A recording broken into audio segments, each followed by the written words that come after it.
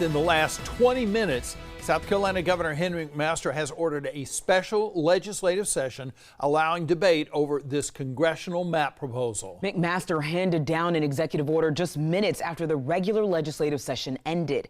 But this does not mean this new map will pass. We've been following this story all week long as it's been developing here. Republican leaders unveiled that new congressional map last week in hopes of flipping the only Democratic House seat to a Republican seat. That would make all 7 seats in the U.S. House red. But earlier this week, the Senate voted against continuing debate over the new maps.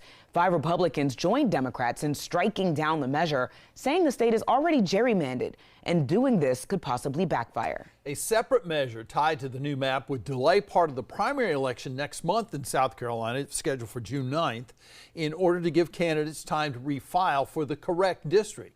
State and national Republicans launched a pressure campaign against Governor McMaster after the Senate struck down the new maps, urging him to call a special session.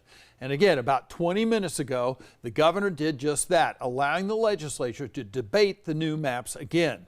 In his order, McMaster writes in part, "An issue of such public importance and interest should be not only debated, but also decided by the people's representatives." Now, we do want to note here, McMaster has not pressured lawmakers to pass the maps, but only to make a